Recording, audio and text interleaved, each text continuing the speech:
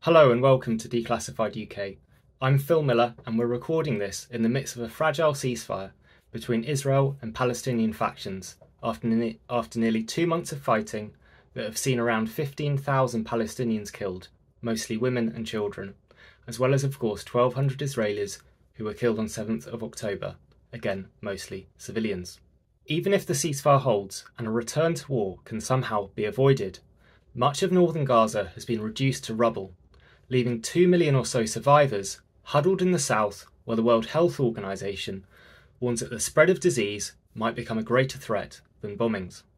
Throughout this onslaught, senior Israeli politicians have made clear their intent to ethnically cleanse the coastal enclave in what many human rights experts warn is an act of genocide. The horrific scenes that we've been watching coming out of Gaza have prompted an outpouring of protests on British streets, many angry at the refusal of the UK government and opposition Labour Party to call for a ceasefire. But the British establishment's complicity is much deeper, as our editor Mark Curtis explains.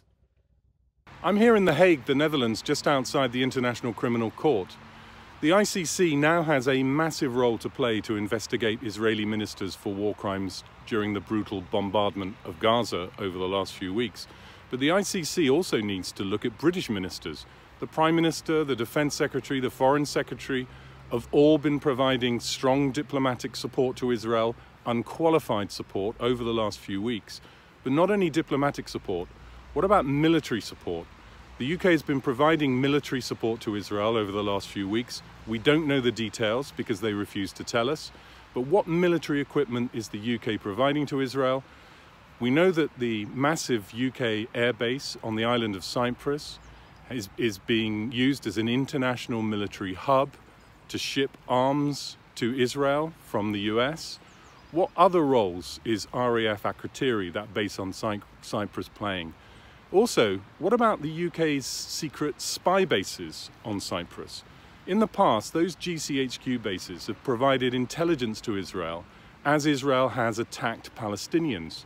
What role are those spy bases playing? Now, to discuss this further, I'm joined by my colleague, Matt Kennard, who wrote an article with Mark headlined RAF admits to making 17 military flights to Israel since Gaza bombing began. Matt, can you talk us through how you discovered this story?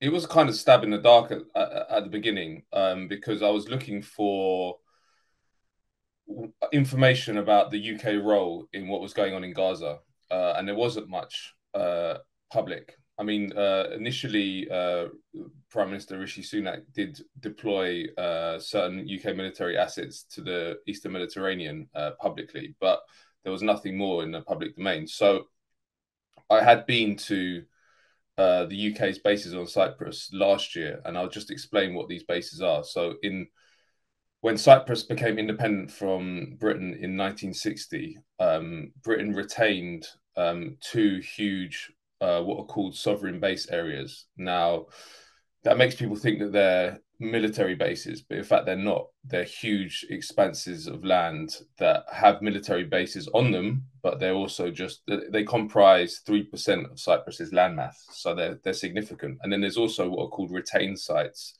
across Cyprus proper, which are also hosting UK bases.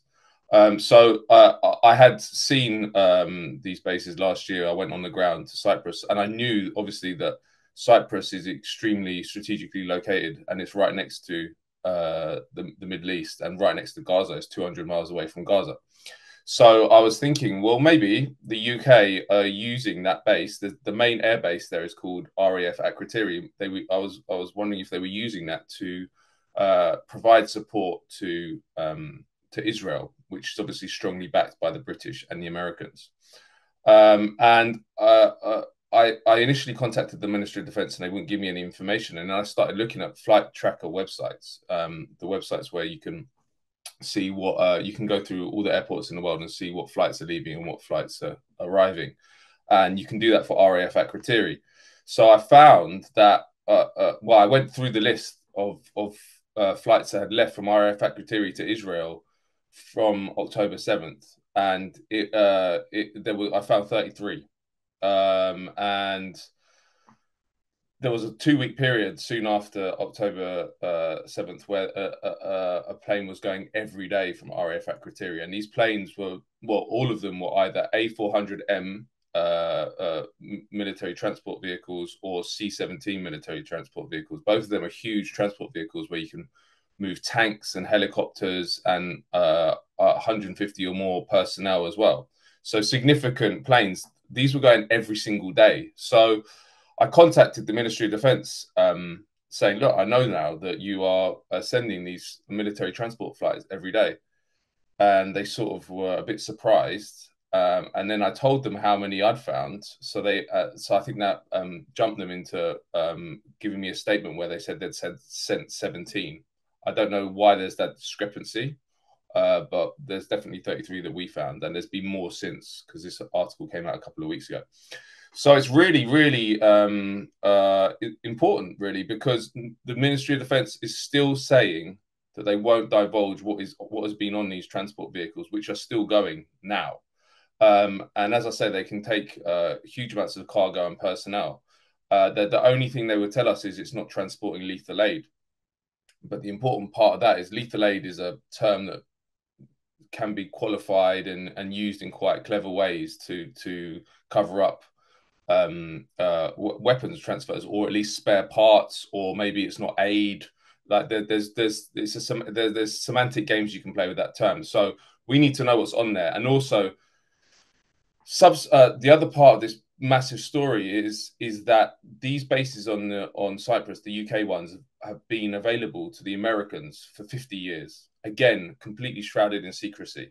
In fact, earlier this year, we at Declassified revealed for the first time how many US airmen are based at RAF Akrotiri, and it's 129. That's the US and the Brits have been trying to keep that secret for 50 years.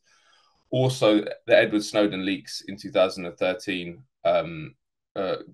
revealed how the extensive presence of the National Security Agency, the NSA, across the UK sites in Cyprus.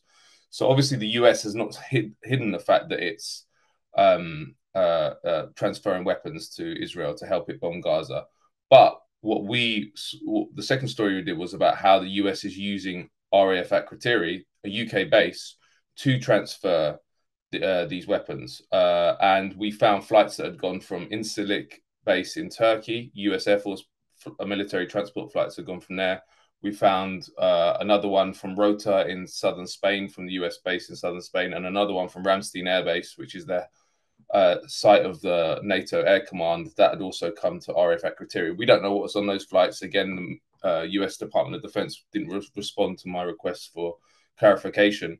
So, and Haaretz, the respected Israeli newspaper, had said that RAF Akrotiri had become, quote, the international hub for transferring weapons and arms and personnel to Israel. So we're going to keep going on this story because I think that it is a really important story journalistically, and the public needs to know this information. But also, I think it has big legal implications because it's clear from the start that Israel has violated pretty much every single part of every Geneva Convention in their bombing of Gaza. They haven't hidden it. I mean, as you said in the outset, they've been using genocidal rhetoric and also on social media been celebrating war crimes. So the ICC have said that they are investigating evidence of war crimes in Gaza. Material support, I believe, has been coming from the British. We know that it's been coming from the US. And so we need more information, and the ICC needs to request information because the Prime Minister, Rishi Sunak, should be questioned. The Defence Secretary, Grant Shapps, and the previous one, James Cleverly, should be questioned. Oh, sorry, James Cleverly was Foreign Secretary. He should be questioned as well because, as I said, the intelligence sharing is another opaque subject that we don't know the result, or we don't know what's been happening. But again, GCHQ, which has lots of sites in Cyprus, has a close relationship with Israel and comes under is overseen by the Foreign Secretary. So all this stuff needs to be investigated further, not just by journalists but by legal institutions as well. Absolutely, Matt. Absolutely. You've done an incredible job of uncovering what you can so far. And in the US, there's been a report that the Pentagon has been sending Israel tens of thousands of 155 millimeter artillery shells that were destined for Ukraine but had been diverted to Israel instead. So these are just some of the armaments that quite possibly could be on those US Air Force cargo flights that you found coming in and out of RAF Akrotiri on Cyprus and landing in Tel Aviv. So that kind of munitions could be being fired on civilians in Gaza, contributing to the devastation that we've seen there, particularly in the north of Gaza. So, like you say, that's the sort of evidence that the ICC might well be very interested in, and that could cause huge legal implications for UK government ministers. You also mentioned there some of the spy flights as well that you've seen going out of Cyprus. And there was a statement, I think, earlier on in the conflict where one of the UK government ministers said the UK was providing some kind of surveillance flights near Israel, and then they kind of walked back that statement slightly and tried to say, oh no, it wasn't maybe for Israel, perhaps it was to do with Lebanon and monitoring Hezbollah's activities there. Can you talk a little bit more about the history of spy planes coming in and out of the RAF base on Cyprus? RAF Akrotiri is the staging post for Britain's bombing missions in the Middle East and has been for decades. And I think that's openly known about. But one of the stories and obviously that there's a spy component to that as well. But that's all. The UK can use those bases for whatever they want because they're sovereign British territory. The more interesting thing, I think, because of the secrecy around it, is the US spy role that the RAF Akrotiri plays. Because another story myself and Mark did was about how the US was flying spy flights from RAF Akrotiri around the Middle East and the Levant and sharing that with quote unquote third party governments. Now, this information was revealed in a US cable which was leaked by WikiLeaks. It was a cable from London back to Washington, basically saying that we've been approached by the British because they want new procedures around approval of spy flights from UK bases around the world. But it focused particularly on RAF Akrotiri because it was a particularly busy route, and it included a letter from a MOD, a Ministry of Defence official, where he said that US spy flights from RAF Akrotiri around the region had now become quote unquote routine and were regular. And he said that there were worrisome legal implications for the British because these the intelligence gathered during these US flights was often shared with third-party governments, which were unnamed. But I mean, I think it's likely that Israelis are included in any list because they're close intelligence partners with the US. So again, this has implications for the ICC because British territory is likely being used for US spy planes to provide intelligence to Israel, which is probably being used in the bombing of Gaza. And then the other part of that, which is a story I'm working on at the moment, which should be out later in the week, is that the NSA, as I mentioned, has extensive sites in Cyprus on British territory, and it came out in the Snowden leaks in 2013 that they have an extremely close intelligence relationship with intelligence sharing relationship with the United States. And in fact, one of the documents I found that they say that they share material daily with the Israelis. So it's highly likely that the NSA signal intelligence sites on Cyprus, which are 200 miles from Gaza, are collecting intelligence from Gaza and sharing it with the Israelis. So again, huge implications. Again, all this is two interesting facets of this is that the relationship with the central government in Cyprus is murky. No one quite knows what they have to be informed about. And in fact, I talked to a journalist from the Cyprus Mail who's been covering some of the stories we've been doing, and he said that no one seems to know. Even the Cyprus government don't know what they need to be told.